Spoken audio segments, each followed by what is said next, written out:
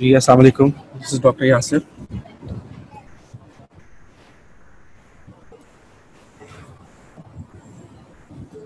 Okay जी, last class में we ended up here on this slide. The main topic was hemoglobinopathies, जिसमें हमने पहली हीमोग्लोबिनोपैथी पढ़ी थी, जिसके बारे में थोड़ा सा उसकी पैथोफिजियोलॉजी, उसकी बायोकेमिस्ट्री, सारी चीज़ें डिस्कस की थी। First of all, before we move on to the upcoming slides and further topics in today's lecture, I think it would be a better idea कि हम थोड़ा सा चीज़ों को recall कर लेंगे. I would require your answers in this particular regard.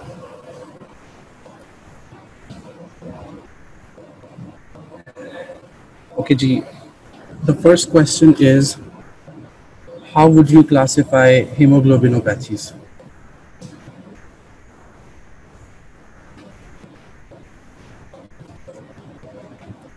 You can type in the chat window.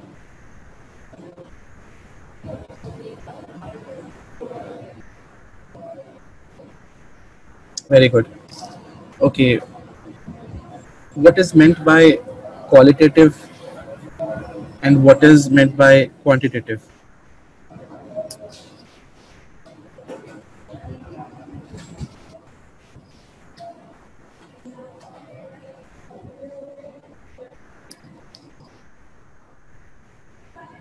Ji, any idea?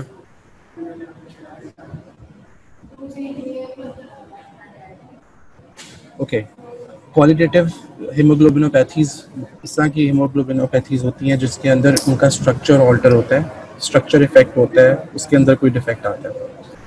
Quantitative वो haemoglobinopathies वो वाली हीमोग्लोबिनोपैथीज होंगी जिसके अंदर नंबर कम हो जाएगा, नंबर चेंज होगा हीमोग्लोबिन का। ठीक है, हमने एग्जांपल्स की थी, कोई एग्जांपल्स इनमें आपके आ रही हैं क्वालिटेटिव के under the heading of qualitative and quantitative कौन कौन सी हीमोग्लोबिनोपैथीज हो सकती हैं?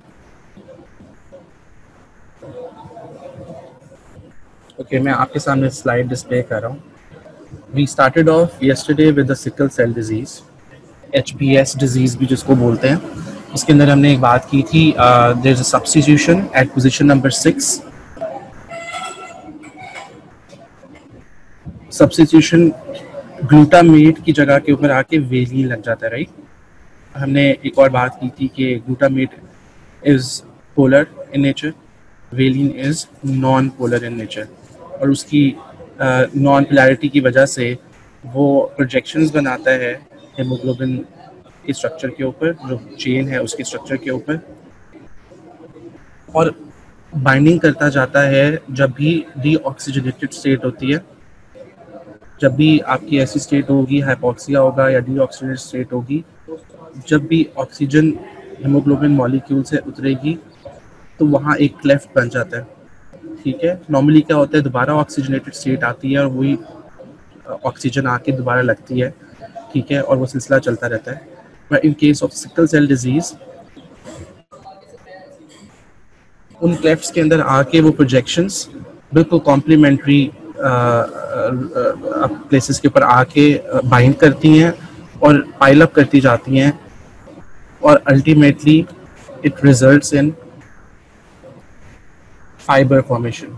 ठीक है, अगर आप इसको देख रहे हो, आपके सामने एक डायग्राम नजर आ रही होगी आपको।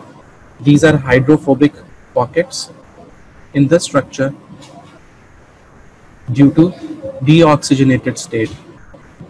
ठीक है, these are the projections due to this valine, और वेलिन की क्या कैरेक्टरिस्टिक है, it is non polar in nature. ये भी हाइड्रोफोबिक पॉकेट्स हैं। ठीक है, हाइड्रोफोबिक वाटर हेटिंग, ये भी नॉन पोलर है, तो ये इजीली आके इसके अंदर फिट इन हो जाती है। अगर आप इसको ट्रेस करोगे यहाँ, तो दिस इज प्रोजेक्शन, और ये क्लेफ्ट जो ऑक्सीजनेशन ने डीऑक्सीजनेटेड स्टेट के अंदर ऑक्सीजन रिलीज होती है और वो क्लेफ्ट छोड़ती है, उसके अंदर ये प्रोजेक्शन आके फिट इन होती है, और ये एक के ऊपर दूसरा, दूसरे के ऊपर तीसरा, ये पाइल अप होना शुरू हो जाता है, and it requires a shape of a fibre. ठीक है, जिसको इलेक्ट्रॉन माइक्रोस्कोप के अंदर ये आप देख सकते हो। ये फाइबर्स, इंट्रासेलुलर फाइबर्स क्या करते हैं एचबीएस डिजीज के अंदर, सिकल सेल डिजीज के अंदर, दे डिस्टॉर्ट द एरिथ्रोसाइट। ठीक है, जाहिर है, आई मीन उसके नॉर्मल स्ट्रक्चर का पार्ट नहीं है। ठीक है, दिस इज एब नॉर्मल फॉर्म। और जब ये फाइबर बन के इसके स्ट्रक्चर को डिस्टॉर्ट करता है, उसको ऑल्टर करता है, अल्टीमेट इफेक्ट क्या होता है? These rigid erythrocytes occlude the blood flow in the capillaries. ठीक है, these rigid erythrocytes occlude the blood flow in the capillaries। अब सही आ रही है आवाज आपको? जी, एमन मुदस्सिर, आपकी आवाज सही, आपको आवाज सही आ रही है? Okay, so we were here, rigid erythrocytes occlude blood flow in the capillaries। obviously एक नॉर्मल स्ट्रक्चर है जो काफ़ी फ्लेक्सिबल है आपके आरबीसी का। अब उसके स्ट्रक्चर के अंदर कोई एब्नॉर्मलिटी आ रही है, फॉर एग्जांपल हम बात करें एचपीएस डिजीज की, जिसके अंदर वो पाइल अप करके एक फाइबर्स, रिजिड फाइबर्स बन जाते हैं जो कि उसके स्ट्रक्चर को रिजिड कर देते हैं, पूरे पूरे सारे आरबीसी के स्ट्रक्चर को रिजिड कर जाते हैं। जब भी वो माइक्रो सर्कुलेशन के अंदर ऐसा आरबीसी पहुंचेगा या नंबर ऑफ आरबीसी पहुंचेंगे, तो वो क्या करेंगे जाके? उनकी फ्लेक्सिबिलिटी नहीं है। ठीक है, they can not alter their shape according to the situation, according to the location where they are। माइक्रोसर्कुलेशन का मतलब है कैपिलरीज इन स्पेसिफिक। ठीक है, जब इतने ज़्यादा रिजिड हैं तो उतना ही ज़्यादा ब्लॉक करने का चांस है। ठीक है, एक रिजिड आरबीसी आया, दूसरा रिजिड आरबीसी आया, तीसरा आया, और एक जगह पे आके एक क्लम्प सा उन्होंने बना दिया। ठीक है, जिसको आप बोलते हो माइक्रो इन्फार्क्ट। दैट मीन्स अगर किसी एक जगह के ऊपर माइक्रोवैस्कुलेचर जो आपकी कैपिलरी है उस जगह पे आके, due to the rigid structure, abnormal structure in hemoglobin S disease और sickle cell disease, it will lead to occlusion of that particular capillary.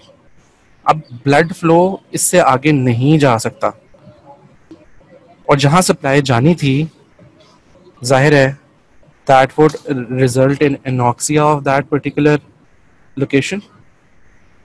और उस एनॉक्सिया के साथ, due to the lack of blood supply, basically due to the occlusion resulting from rigid erythrocytes, it will lead to severe pain।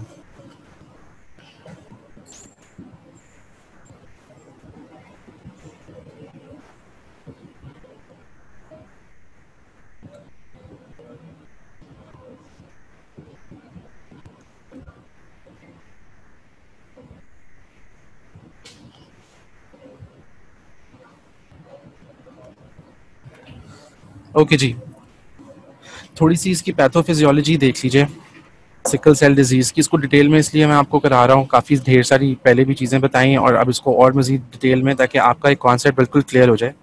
कौन कौन सी events वेजो occlusive crisis के अंदर होंगे, वैस्कुलोपैथी कैसे होती है, एंडोथीलियल डिसफंक्शन कैसे होता है, और जो अल्टीमेट रिजल्ट होता है, for example increased rate of infections in sickle cell disease patients. Inflammation का रेट बहुत ज़्यादा होता है, ऐसे लोगों को जॉन्डस हो सकता है, गॉल स्टोन्स हो सकते हैं, इनकी पल्मरी हाइपरटेंशन बड़ी कॉमन है। ठीक है, अल्सर्स बहुत ज़्यादा होते हैं, सीवीएज या एक्यूट चेस्ट सिंड्रोम्स बहुत ज़्यादा होते हैं। ठीक है, ये सब कुछ होने की वजह क्या होती है? Let's start from here. This is a normal oxygenated erythrocyte containing HbS। For example, body undergoes through state of ischaemia और स्ट्रेस, डीऑक्सीजनेटेड स्टेट होती है। ठीक है, हमने जो पहले बात की थी, डीऑक्सीजनेटेड स्टेट का क्या मतलब है? Oxygen gets detached from the haemoglobin molecule. ठीक है, लिविंग बिहाइंड क्लेफ्ट्स। तो क्या होगा? जो HbS मॉलिक्यूल्स हैं, ठीक है, जो बीटा ग्लोबिन के ऊपर जो एक चेंज है, जो जेनेटिक डिफेक्ट है, ठीक है, ग्लूटामेट को रिप्लेस किया हुआ है वेलिन ने, जो कि उसके स्ट्रक्चर के ऊपर जाके प्रोजेक्शंस बनाती है, वो फिट इन करती है अपनी कॉम्प्लीमेंट्री साइट के ऊपर और पाइल अप करके एक रिजिड स्ट्रक्चर बनाती है। वो इफेक्ट किसको करता है? आरबीसी को इफेक्ट करता है। जो नॉर्मल बाइकनकेव शेप है, उसकी डिस्क शेप जो है वो इफेक्ट होती है और सिकल सेल फॉर्मेशन हो जाती है। Here you can see the normal RBC shape and the sickle cells in case of sickle cell anemia or HbS disease। अब ये एक सर्कुलेशन, एक माइक्रोवैस्कुलेचर दिखाया हुआ है जिसकी आगे 2 फर्दर ब्रांचेस हैं, ठीक है। ये बाइफरकेट कर रहा है, राइट। सो किसी ऐसे पॉइंट के ऊपर आके दे गोना स्टक हियर, क्योंकि नॉर्मली अगर इस शेप के अंदर आरबीसी है, उसको कोई प्रॉब्लम नहीं है, तो it will pass through either right और लेफ्ट। मगर अगर वो सिकल शेप में है तो देयर इज अ चांस कि किसी ऐसे पॉइंट पे आके, किसी बाइफर्केशन के ऊपर आके, किसी नैरो पॉइंट के ऊपर आके वहाँ इकट्ठा हो सकता है और उस जगह को ऑक्लूड कर सकता है, ठीक है। इसको आप बोलते हो वेजो ऑक्लूसिव क्राइसिस। 2-3 चीज़ें हो सकती हैं इससे। Number 1 is hypoxia. अगर इस जगह पे आके ऑक्लूजन हो गई है, इसका मतलब अब इससे आगे there will be no supply of blood. तो जो एरिया परफ्यूज होना था वो नहीं हो पाएगा। हाइपोक्सिया, उसकी इस्कीमिया होगा, ब्लड सप्लाई नहीं होगी, फिर हाइपोक्सिया होगा। That can lead to infarction, dead tissue of the vital organs, ठीक है। और इस सारे प्रोसेस के अंदर एट द सेम टाइम उसको काफ़ी ज़्यादा ही पेनफुल प्रोसेस होता है, ठीक है। नेचुरल बॉडी रिएक्शन होता है, आपको उस जगह के ऊपर पेन होती है। So as a whole hypoxia, infarction, necrosis of vital organs plus pain is called as vaso occlusive crisis. आपको ये टर्म मेंशन की जा हो सकता है कि आपको ऐसा एमसीक्यू एससीक्यू आए जिसके अंदर वेजो ऑक्लूसिव क्राइसिस का वर्ड मेंशन हुआ हो। आंखें बंद करके सिकल सेल डिजीज को टिक करेंगे, ठीक है। This could be a clue. आपको बाकी चीज़ों का नहीं इतना आइडिया हो रहा, या बहुत स्ट्रेट फॉरवर्ड उन्होंने उसकी उसकी कोई स्ट्रक्चर नहीं बताया हुआ, या कोई और चीज़ नहीं बताई हुई, थोड़ा वेग सा है, थोड़ा कॉम्प्लिकेटेड है, डबल ब्लाइंड क्वेश्चन है, और उसके अंदर ये वाली टर्म आ जाती है आपके पास, ठीक है। तो आपका जहन सिकल सेल डिजीज़ की तरफ जाना चाहिए। ओके जी, जब एबनॉर्मल शेप है, सिकल सेल है, नॉर्मल शेप में नहीं है, एक जगह पे ऑब्स्ट्रक्ट कर सकते हैं, और इनकी लाइसिस होती है, ठीक है। इनका स्ट्रक्चर जितना रिजिड है, जाहिर है फ्लेक्सिबल नहीं है, उतना ज़्यादा चांस है उसकी हिमोलिसिस होने का, उसके ब्रेक डाउन होने का, उसकी लाइसिस होने का। हमें पता है जब भी आरबीसी लाइज होता है तो उसके अंदर से क्या निकलता है, बिलिरुबिन। और जब लाइसिस ज़्यादा हो जाएगी आरबीसी की, नॉर्मल नॉर्मल कितना टाइम है life span of the RBC, any idea? Normal life span of the RBC in your body?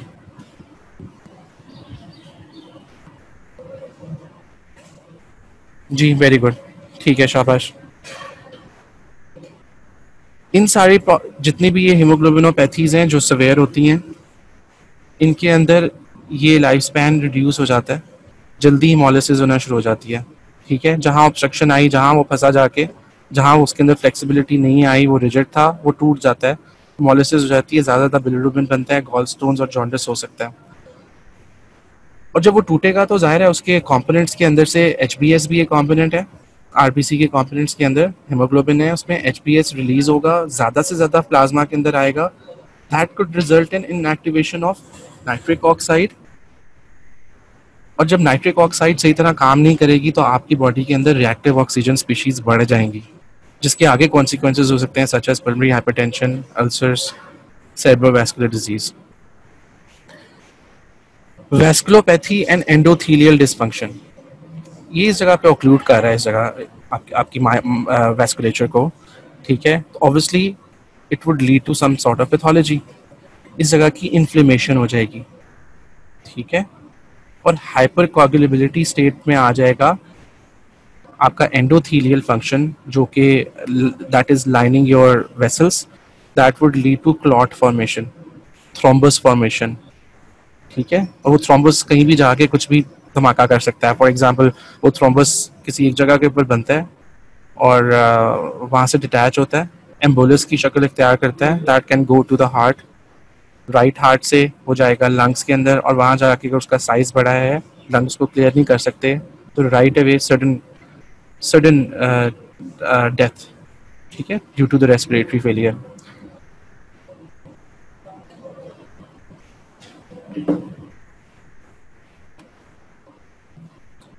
Okay जी, इसको लास्ट स्लाइड है related to sickle cell disease, इसको देख लें दोबारा से। कुछ फैक्टर्स हैं जो कि इंक्रीज सिकलिंग कर सकते हैं, एचबीएस को बढ़ा सकते हैं। हमने ऑक्सीजन डिसोसिएशन कर्व के ऊपर भी कल थोड़ी सी बात की थी, उससे पहले लेक्चर्स में आप उसको बहुत डिटेल में पढ़ चुके हुए हो। डिहाइड्रेशन ऐसे पेशेंट्स में नहीं होने देनी, ठीक है। It can aggravate the episode of sickle cell disease. Complications, set of complications produce कर सकता है। Decrease PO2, increase PCO2, decrease pH, increase concentration 2,3 BPG।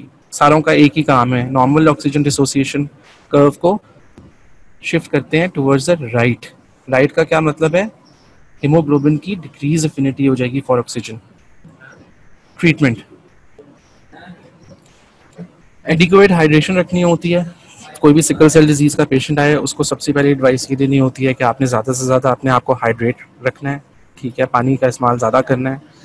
हमने वेजो ऑक्लूसिव क्राइसिस की बात की, जाहिर है एक्सट्रीम पेन के अंदर है तो फर्स्ट कंसर्न यही होना चाहिए आपका बीइंग डॉक्टर कि आपने उसको उसकी पेन को मैनेज करना है। तो आप you can use different sort of analgesics. Analgesics ऐसी दवाइयों को बोलते हैं जो कि पेन किलर्स का काम करते हैं।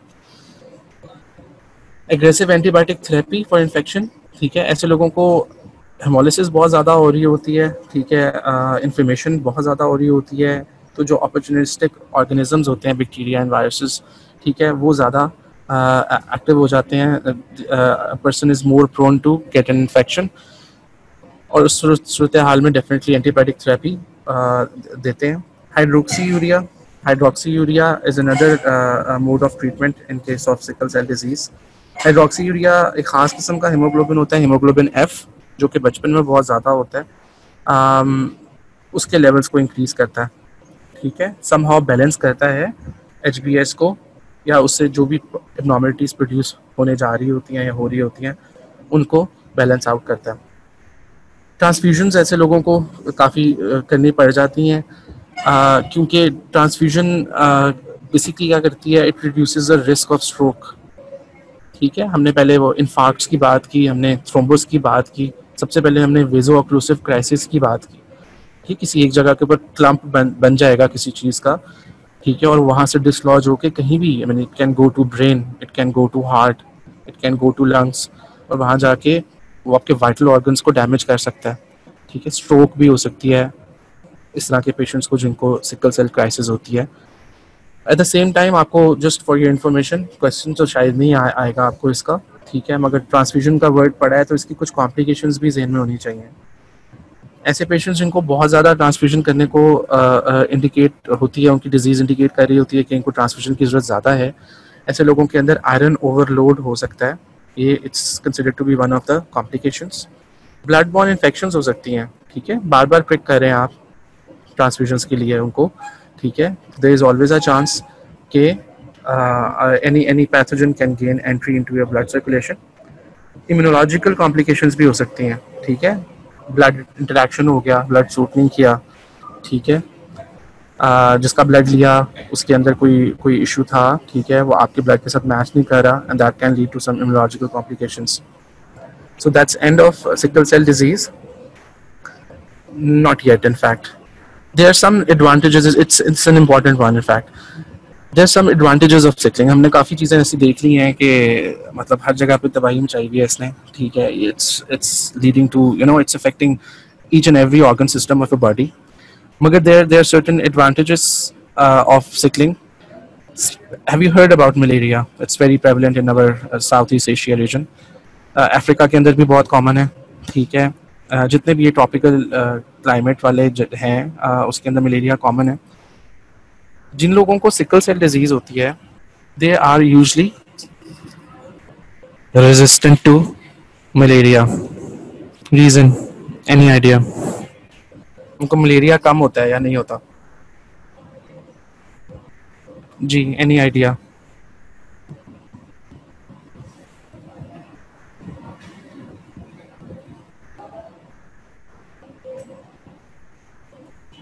They must be carriers. क्या इसका क्या मतलब है? मुझे I didn't get your answer. मुझे इसका पॉइंट समझ नहीं आया, थोड़ा सा एलैबोरेट करेंगे? They must be carriers. इसकी कुछ थोड़ी डिटेल अगर प्रोवाइड कर सकते हैं। Raza, roll number 020।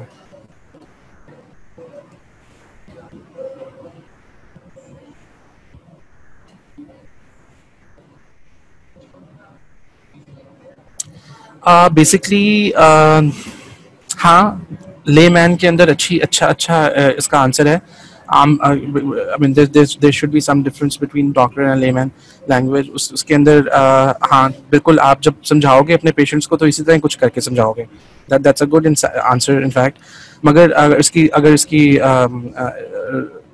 बेसिस के ऊपर जाएंगे, बायोकेमिकल बेसिस पे जाएंगे, तो बेसिकली हमने क्या पीछे डिस्कस किया है, हेमोलिसिस बहुत जल्दी हो जाती है। मलेरिया क्या है? It's a parasite, right? Plasmodium इसका नाम है। इसके आगे 4-5 स्पीशीज होती हैं, विवेक्स ओवेल, फैल्सीपेरम, मलेरे, ठीक है। ये सारी 4-5 किस्म की इसकी स्पीशीज हैं। डिफरेंट रीजन्स के अंदर different types of Plasmodium parasite malaria cause करता है। इसको अपना एक लाइफ साइकिल पूरा करना होता है, ठीक है। आपके ब्लड के अंदर जब ये एंटर होता है मॉस्किटो बाइट के बाद, इसको जब इतनी ज़्यादा हेमोलिसिस हो रही है और रैपिड हेमोलिसिस हो रही है due to the abnormal RBCs, it is unable to complete its life cycle, ठीक है। जिसकी वजह से मलेरिया होता भी है तो बहुत लिमिटेड टाइम के लिए होता है और यूजली नहीं होता, ठीक है जी। हाँ, इसी को कह रहे हैं ना, यही जीन्स रेजिस्टेंट है मलेरिया के लिए। ये जो जीन, अभी अब जीन्स की बात ही कर रहे हैं, कल हमने बात की थी ऑटोसोमल रिसेसिव ट्रेट की। सिकल सेल डिजीज जो है जेनेटिक प्रॉब्लम है, तो यही जीन्स हैं वो, और जो चेंजेस हैं वही हम देख रहे हैं, राइट। तो अलग से को मलेरिया के नाम से जीन्स नहीं ह्यूमन में आती। वो हम ये कुछ हीमोग्लोबिनोपैथीज की बात कर रहे हैं जिसके अंदर आपकी जो अल्फा चेन्स या बीटा चेन्स के अंदर स्ट्रक्चर के अंदर एबनॉर्मलिटीज आ रही हैं, वही जीन्स की बात हो रही है, वही इम्यूनिटी उसको प्रोवाइड कर रही है, राइट। क्योंकि अल्टीमेट रीजन क्या है, बहुत ज़्यादा हेमोलिसिस होती है abnormal structure of the haemoglobin की वजह से, and it is unable to complete its life cycle. Okay जी, next one, haemoglobin C disease. थोड़ा सा फर्क है, इसकी etiology देखते हैं, इसकी जेनेटिक बेसिस देखते हैं। सेम लोकेशन है, पोजीशन नंबर 6 याद होनी चाहिए आपको। उसके ऊपर ग्लूटामेट भी याद है, ठीक है, और वेलिन अब याद है, ताज़ा ताज़ा पढ़ा है हमने सिकल सेल डिजीज के अंदर। Now if you are going to talk about haemoglobin C disease, same position 6, beta chain, position 6, glutamate, but in this case it is replaced by a different amino acid.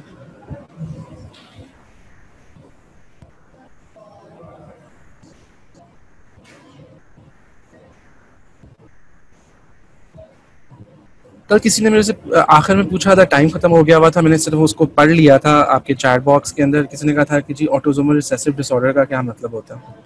Okay, ऐसा कोई भी disorder जिसके अंदर जो अफेक्टी है वो to mutant jeans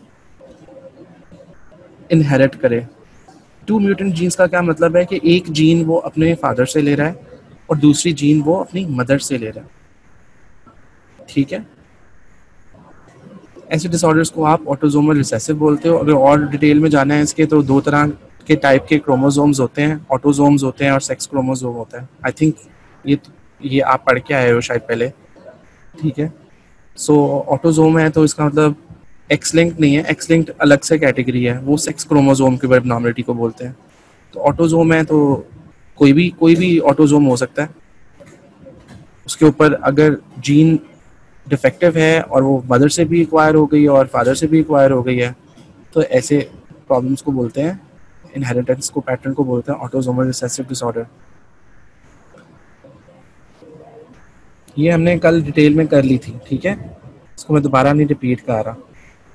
mother father career है basically, half normal, एक जीन नॉर्मल जिसने एक्वायर की थी अपने पेरेंट्स से, इसमें एक नॉर्मल जीन आई थी और एक एबनॉर्मल जीन आई थी। मदर के अंदर भी ऐसे ही सिलसिला है, और आगे पॉसिबिलिटीज़ दिखाई हुई हैं उनकी जो ऑफस्प्रिंग के अंदर आएगी, ठीक है, this is absolutely normal. 25% chance, 1 in 4. 50% chance है कि वो कैरियर होंगे बच्चे, आधे बच्चे उनके कैरियर हो सकते हैं. और 25% चांस है कि एक एबनॉर्मल जीन फादर से आई है, एक एबनॉर्मल जीन मदर से आई है. अब इसके पास नॉर्मल जीन नहीं है उस पर्टिकुलर ट्रेट की. ठीक है, सो 25% चांस है कि डिजीज़ आएगी, 50% चांस है ट्रेट आएगा, फुल डिजीज़ नहीं होगी, कैरियर स्टेट होगी, और 25% चांस है कि बिल्कुल एब्सोल्युटली नॉर्मल इंडिविजुअल होगा. In mutant beta globulin chains, glutamate at position 6 is replaced with lysine. अच्छा, हम हीमोग्लोबिन एस की बात करते हैं सिकल सेल डिजीज की, उसके अंदर हमने बात की थी वेलिन की. ठीक है, इधर सेम पोजीशन है, ग्लूटामेट है, बीटा ग्लोबिन चेन्स की बात कर रहे हैं, मगर जो रिप्लेसमेंट दे रहा है वो वेलिन नहीं है, लाइसिन है. अब वेलिन और लाइसिन में क्या फर्क है? हमने पहले बात की थी glutamate is polar in nature और valine is non polar nature. और नॉन पोलर नेचर, हम HBS डिजीज की बात कर रहा हूँ. नॉन पोलर नेचर से क्या होता है, वो प्रोजेक्शंस बनाती है स्ट्रक्चर के बजाय. अच्छा, अब हीमोग्लोबिन सी डिजीज की बात कर रहे हैं हम इस टाइम के ऊपर. सेम पोजीशन है, ग्लूटामेट ही रिप्लेस होने जा रहा है. ठीक है, but in this case we have lysine, और lysine is non is polar just like glutamate. ठीक है, दो इससे डिफरेंट है, उसकी चेन डिस्टर्ब हो गई है. जिस सीक्वेंस के अंदर आप ये देख रहे हो, valine, histidine, leucine, threonine, proline, lysine, यह लाइसिन आ गया ग्लूटामेट की जगह पे. ठीक है, ये सीक्वेंस जो खराब हो गया है, मगर पोलैरिटी का खास फर्क नहीं पड़ा. ठीक है, ये भी पोलर है और ये भी पोलर है. हाँ, HBS डिजीज के अंदर यहाँ अगर वेलिन आ गया था तो वो नॉन पोलर था और उसने काफी प्रॉब्लम क्रिएट की थी. So we can say this disease is in comparison to HBS disease is less harmful for the body. ठीक है, it will produce less serious effects या health issues in comparison to sickle cell disease.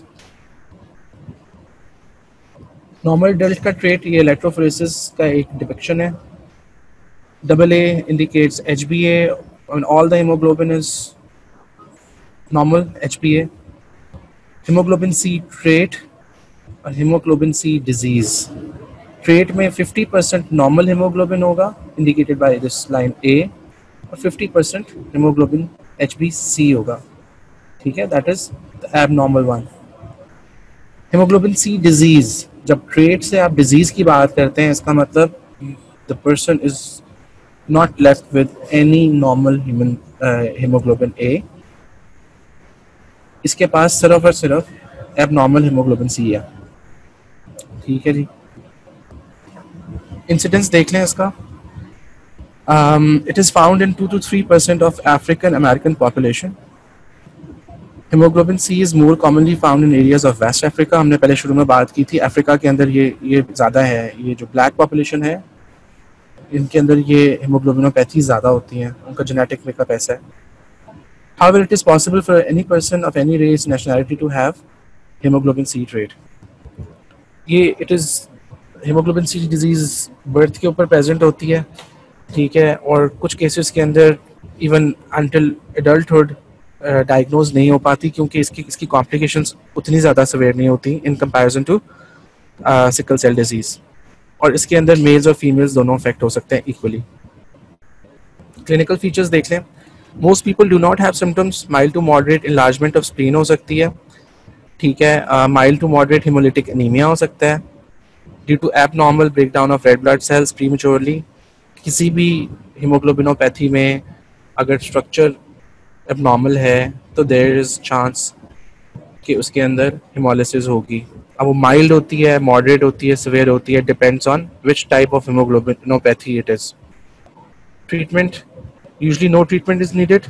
Folic acid supplementation is very important. Folic acid क्या करता है? ये नए red blood sales बनाता है और एनीमिया के जितने भी सिम्टम्स होते हैं उनको इम्प्रूव करता है.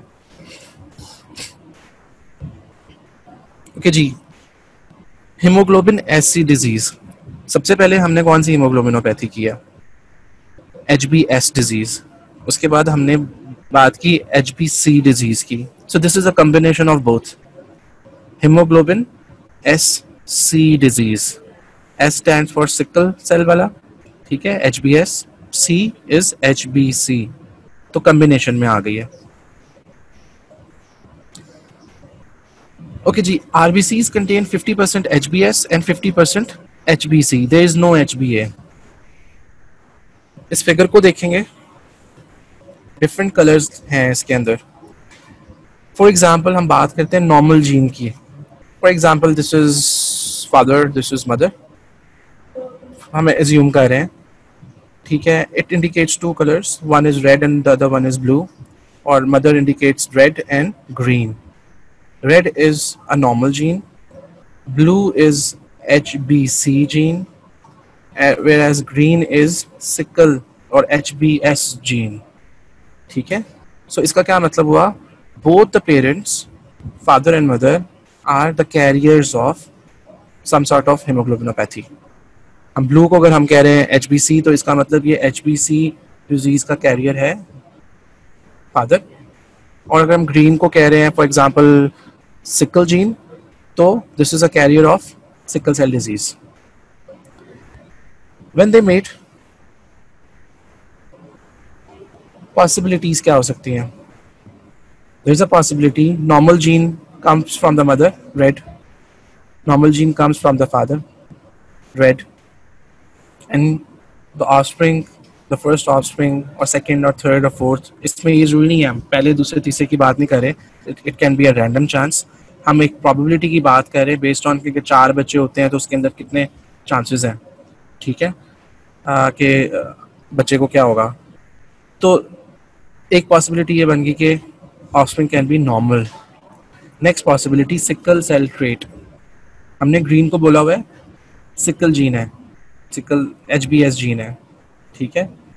दैट मीन्स कि इसने फादर से एक्वायर की नॉर्मल जीन रेड में, और green colour indicates sickle gene, HbS gene, mother से उसने एक्वायर कर ली वॉली जीन, ये कैरियर बन गया सिकल सेल डिजीज का। HbC ट्रेट, HbC ट्रेट का क्या मतलब हुआ? एक जीन नॉर्मल है एक पेरेंट से, और दूसरी जीन ब्लू के अंदर इंडिकेट हो रही है HbC। That means half 50% genes of this beta globin chain in the offspring are normal HbA, whereas half are HbC. There is also a chance because एक पेरेंट जो है वो कैरियर था HbS जीन का, और दूसरा पेरेंट कैरियर है sickle cell gene का, HbS का और HbC का। तो देयर इज अ पॉसिबिलिटी ना कि कोई ऐसी ऑफस्प्रिंग भी आ सकती है जो फादर से और मदर से दोनों में से किसी से भी नॉर्मल जीन इनहेरिट ना करे, बल्कि एबनॉर्मल जीन्स इनहेरिट कर ले। फादर से ले ले for example HbC gene here, और मदर से ले ले ग्रीन वाली सिकल सेल जीन। तो there is a 25% chance if both the parents are carriers. इसका MCQ आते होते हैं आपको, मैं इस वजह से डिटेल में करा रहा हूँ, आपको MCQ आ सकते हैं और वो आपसे पूछ सकते हैं कि पेरेंट्स हैं दोनों कैरियर हैं, फादर जो है वो कैरियर है सिकल सेल डिजीज़ की, मदर कैरियर है हीमोग्लोबिन C डिजीज़ की, ठीक है, और कितने % चांस है कि उनका बच्चा नॉर्मल निकलेगा, ठीक है। तो आप बोलेंगे 25% या 1/4। कितने % चांस है कि सिकल सेल ट्रेट होगा? देयर इज अ 50% चांस, ठीक है। There is haemoglobin C trait होगा, देयर इज 25% चांस। सॉरी, इसमें भी इन दोनों को कंबाइन करेंगे तो 50% है, अलग अलग पूछा जाएगा तो 25-25। और अगर हीमोग्लोबिन SC डिजीज का पूछ लेते हैं आपसे कितने % चांस है, तो 25%, 1 in 4, ठीक है। It's a milder sickling disorder. It is present in 1 in 1100 African Americans diagnosed by electrophoresis. This is a normal hemoglobin. HbA, ठीक है, जिसपे पोजीशन नंबर 6 के ऊपर ग्लूटामेट लगा हुआ है। HbS के अंदर, इसी पोजीशन के अंदर वेलिन है which is non polar in nature. HbC के अंदर that glutamate at position number 6 is replaced by lysine. So in HbSc disease, there's a 50% HbS and 50% HbC. Electrophoresis detection, ये इसको देख लें। Normal adult is indicated by HbA और कोई आपको नहीं नज़र आ रहा इसके अंदर, ठीक है, एबनॉर्मल हेमोग्लोबिन नज़र नहीं आ रहा। HbSc डिजीज़ में क्या होगा, 50% HbS होगा और 50% HbC होगा। क्लिनिकल फीचर्स, सिम्टम्स जो होते हैं इसके HbSc डिजीज़ के समवट सिमिलर होते हैं HbS से, लेस फ्रीक्वेंट होते हैं, लेस वेयर होते हैं। स्प्लेनोमेगाली इसके अंदर प्रोजेस्ट कर सकती है। प्रोग्रेसिव लॉस ऑफ विजन भी लेटर ऑन जाके हो सकती है। ट्रीटमेंट सेम है जो आपको पहले कराई थी। एडिक्वेट हाइड्रेशन आप कर सकते हैं, एनाल्जेसिक्स दे सकते हैं, एंटीबायोटिक थेरेपी हर पेशेंट को नहीं दे देनी, जिसको इन्फेक्शन होगी उसको देनी है। हाइड्रोक्सी यूरिया उसकी आपने बात की थी, it increases the levels of HbF। Transfusions की बात की थी, reduces the risk of stroke. और साथ ही हमने कॉम्प्लिकेशंस की बात की थी कि कुछ कॉम्प्लिकेशंस हो सकती हैं जिन ऐसे पेशेंट्स को जिनके अंदर बार बार ट्रांसफ्यूजन्स की जाती हैं। फॉर एग्जांपल आयरन ओवरलोड हो सकता है, ब्लड बॉर्न इन्फेक्शंस हो सकती हैं, इम्यूनोलॉजिकल कॉम्प्लिकेशंस हो सकती हैं। ओवरव्यू देख लें एक। Normal adult is indicated by HbA only. Normal newborn के अंदर सारा HbA नहीं होता है, HbF भी होता है थोड़ा सा, ठीक है, जो कि एक सर्टेन एज तक चलता है और उसके बाद ख़त्म हो जाता है, बहुत माइनर परसेंटेज पे चला जाता है। Sickle cell trait versus sickle cell disease. Trait का मतलब है 50% HbA नॉर्मल है और 50% उसके पास HbS है। सिकल सेल डिजीज़ का क्या मतलब है, there is no HbA, he or she has only HbS। HbC trait versus disease, 50% will be normal, 50% will be HbC, और disease के अंदर there will be no HbA, but he or she will have 100% HbC। और SC disease जो है HbSC, that is a combination of both HbC and HbS। 50% HbS होगा और 50% HbC होगा, आपके पास HbA बिल्कुल भी नहीं होगा।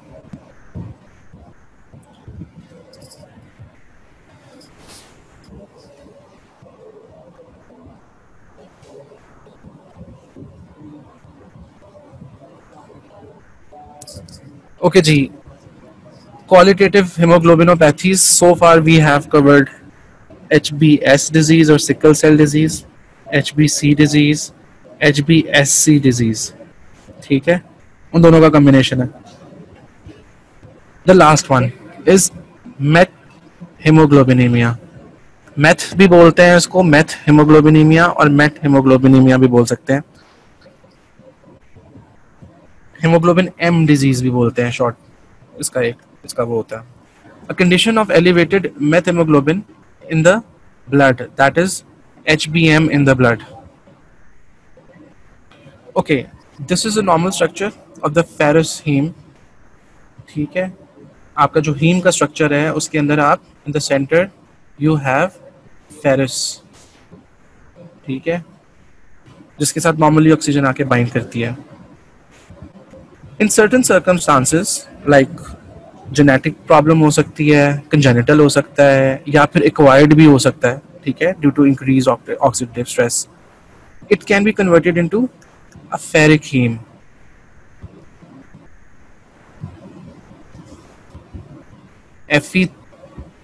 Fe2, Fe3 इलेक्ट्रॉन्स हैं ये, ठीक है। Oxidation of haem iron in haemoglobin to ferric Fe3 plus states forms meth haemoglobin.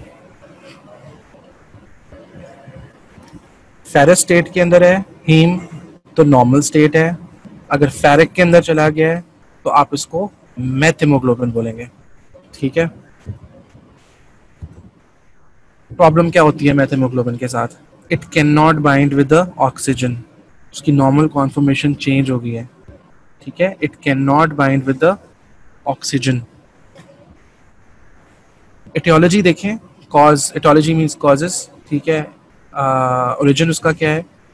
It can be congenital, it can be acquired. Congenital का मतलब है जेनेटिक प्रॉब्लम है, कोई चेन की एबनॉर्मलिटी है, चेन के अंदर प्रॉब्लम आई है, कोई कोई उसकी स्ट्रक्चरल प्रॉब्लम है, ठीक है, उसकी वजह से हो गया।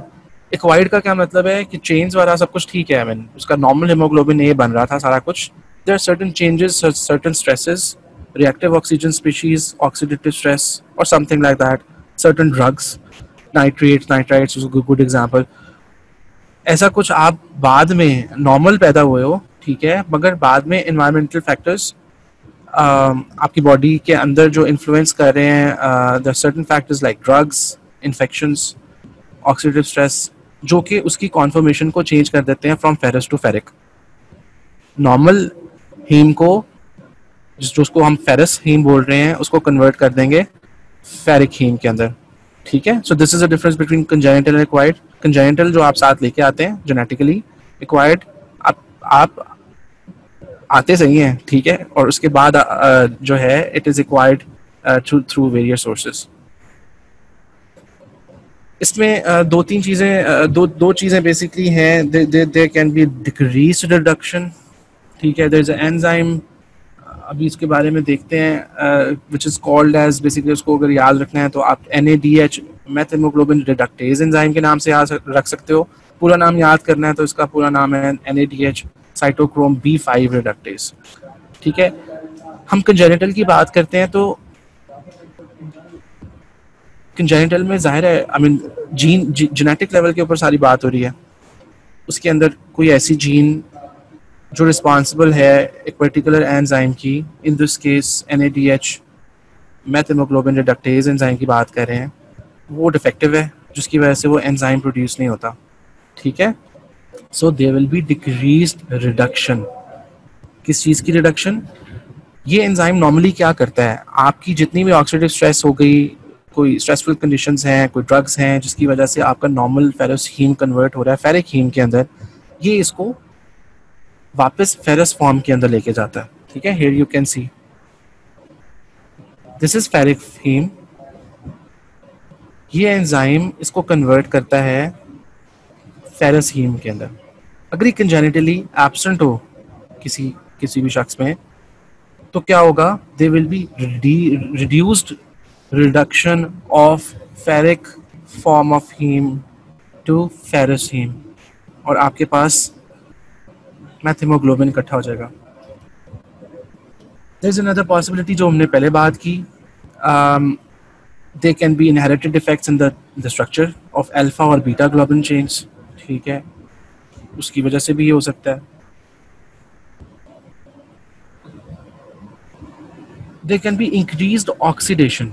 ऑक्सीडेशन कैसे ज़्यादा हो सकती है? यहाँ अब एक्वायर्ड की बात आ जाएगी, ठीक है। ऊपर जो हमने दो एक कंजेनिटल कॉजेज पढ़े, उसके अंदर एक तो डिक्रीज रिडक्शन की बात की। डिक्रीज रिडक्शन एक खास किस्म का एंजाइम है, NADH मेथ हीमोग्लोबिन रिडक्टेज, उसकी डेफिशिएंसी की वजह से हो सकता है, that is a congenital cause, ठीक है। डिक्रीज रिडक्शन क्यों बोल रहे हैं? क्योंकि रिड्यूस होना था फेरिक फॉर्म ने फेरस फॉर्म में नॉर्मल फॉर्म में वापस आना था, और इस एंजाइम की हेल्प से। अगर ये नहीं है तो फेरिक फॉर्म एक दफ़ा बनती है तो फेरिक फॉर्म ही रहेगी, ठीक है। There is no other enzyme जो उसको वापस फेरस फॉर्म में लेके आएगा।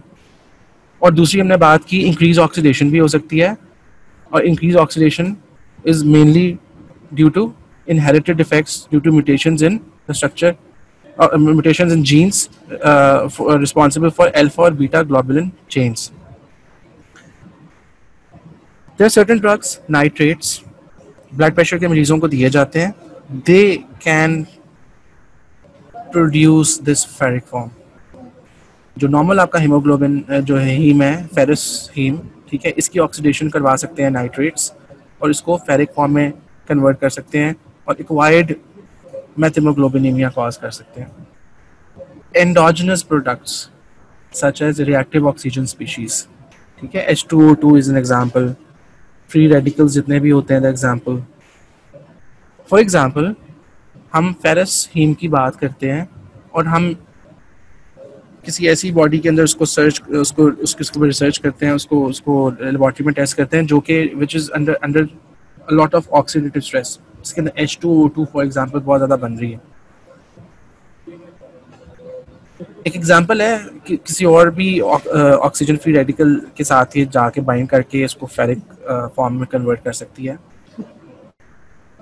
Once it combines with H2O2, it will give rise to ferric form, साथ हाइड्रोक्सिल रेडिकल बनेगा, हाइड्रोक्साइड बनेगी। क्लिनिकल फीचर्स देख लें इसके। Characterized by chocolate cyanosis, which is what is chocolate cyanosis? It is a brownish blue coloration of the skin and mucous membranes and brown colored blood. ठीक है, deoxygenated state है ना, oxygen binding capacity बिल्कुल ही reduce हो गई है।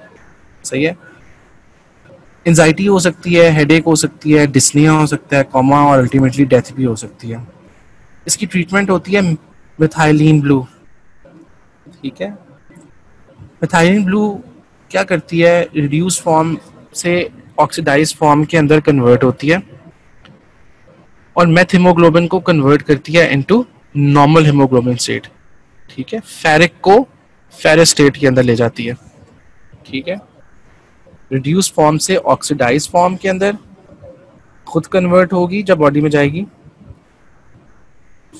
Ferric form को या एबनॉर्मल फॉर्म को नॉर्मल फॉर्म या फेरस फॉर्म ऑफ हीम के अंदर कन्वर्ट करती है। तो this is the treatment for मेथहीमोग्लोबिनीमिया।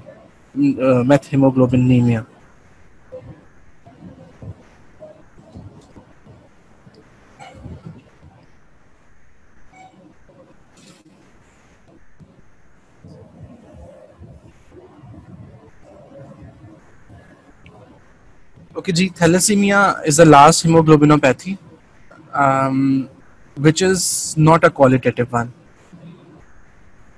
We will cover it under the heading of quantitative hemoglobinopathies. ठीक है, a hereditary hemolytic disease in which an imbalance occurs in the synthesis of globin chains.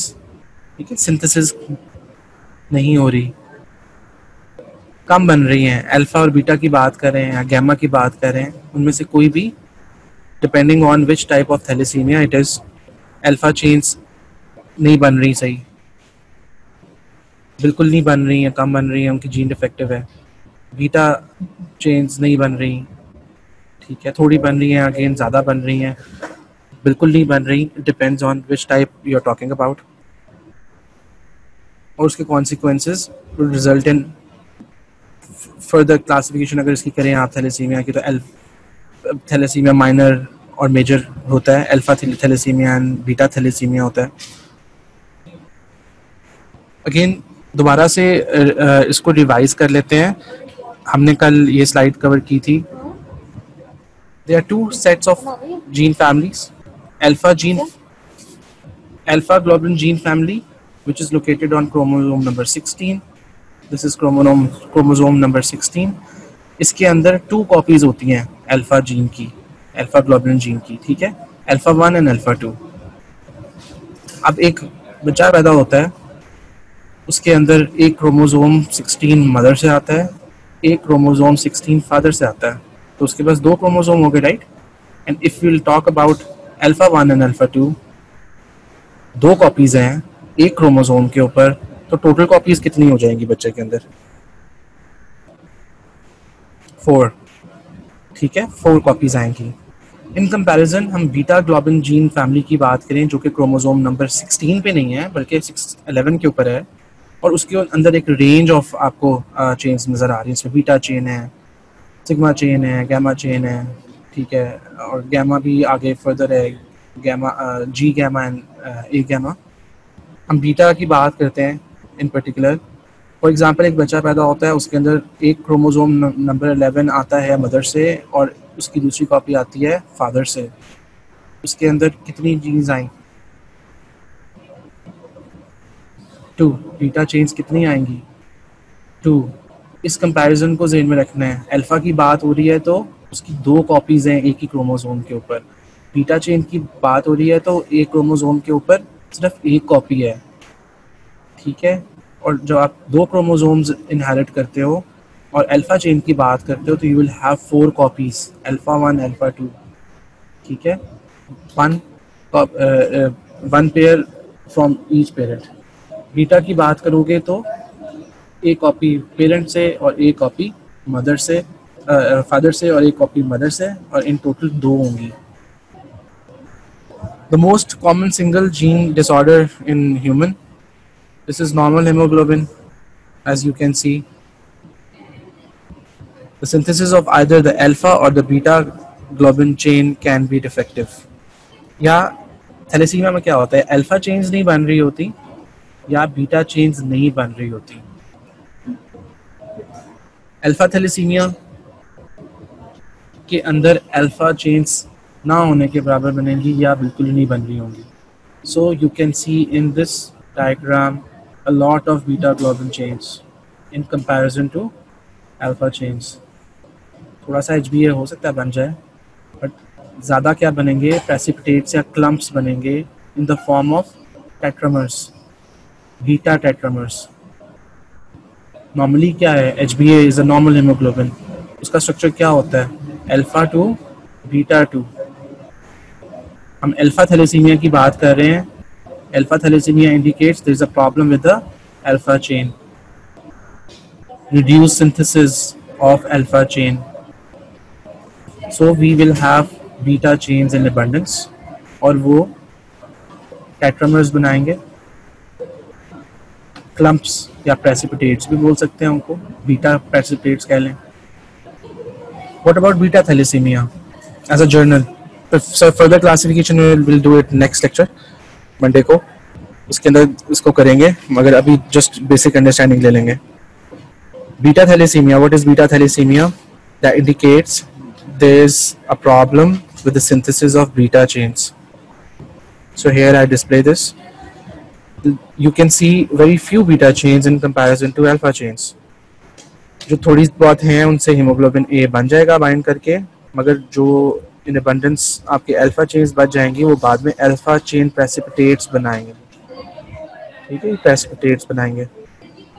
Beta thalassaemia के अंदर आपको alpha chain precipitates मिलते हैं और alpha thalassaemia के अंदर, क्योंकि अल्फा थैलेसीमिया का मतलब है अल्फा चेन की सिंथेसिस नहीं हो रही सही, तो बीटा प्रेसिपिटेट्स बनते हैं।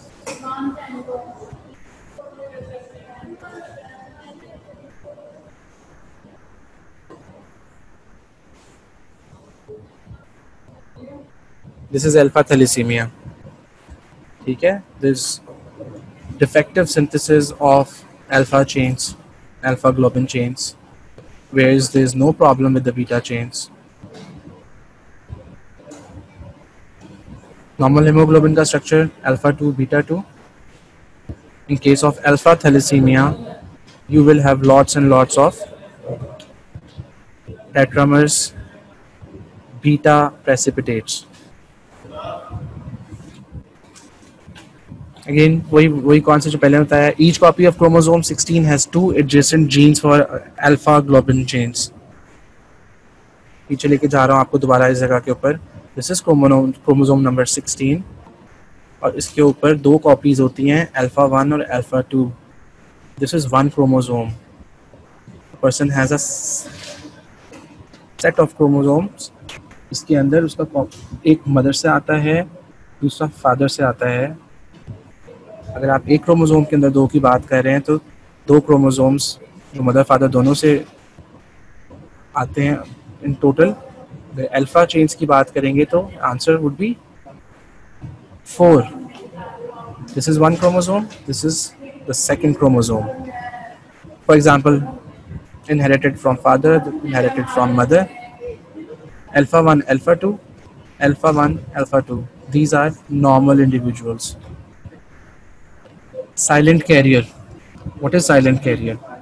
हम अल्फा थैलेसीमिया पढ़ रहे हैं। There is only 1 copy of the gene encoding for alpha globin chain is defective, whereas the other 3 are normal. किसी भी ऑर्डर में हो सकता है, जरूरी नहीं है ये इस जाहिर है 2D इमेज देख रहे हैं इस टाइम के ऊपर, ठीक है। इसको आप किसी एक को ही करना पड़ेगा दिखाने के लिए, बट कैन बी अल्फा 1, ये वाला भी हो सकती है, ये वाली भी हो सकती है, ये वाली भी हो सकती है, बाकी 3 नॉर्मल होंगी। You will call this type of mutation जिसके अंदर सिर्फ एक कॉपी उस जीन की जो कि अल्फा ग्लोबुलिन चेन को प्रेजेंट कर रही है डिफेक्टिव हो, तो आप उसको बोलते हो silent carrier. Second possibility, alpha thalassaemia trait. ये जो 4 copies copies of genes acquire करता है कोई भी बच्चा, ठीक है, कोई भी इंडिविजुअल, उसके अंदर अगर half of them are defective whereas half are normal, तो इसको आप बोलते हो alpha thalassaemia trait, heterozygous form. The third possibility could be hemoglobin H या hemoglobin H। इसमें क्या होगा, तो 3 are abnormal। अगेन ये किसी भी ऑर्डर में हो सकता है। ये 2 इसके अंदर भी, अगर एक क्रोमोसोम के अंदर भी दोनों डिफेक्टिव हो गई हैं, हमें अल्फा थैलेसीमिया ट्रेट की बात कर रहे हैं, और ये दूसरा क्रोमोसोम में दोनों नॉर्मल हैं, तो फिर उसको भी आप अल्फा थैलेसीमिया ट्रेट ही बोलोगे। आपने टोटल नंबर को काउंट करना है, ठीक है, acquired from both from mother and father. Haemoglobin H की बात करें तो 3 copies will be defected whereas 1 copy will be normal, and there is a term called as Bart hemoglobin or hemoglobin Bart, where all the 4 copies of gene for alpha globin chain are defective। ठीक है, इसको जाके घर देखेंगे, इसको पढ़ेंगे, हम यहीं से कंटिन्यू करेंगे नेक्स्ट लेक्चर के अंदर। एनी क्वेश्चन सो फार?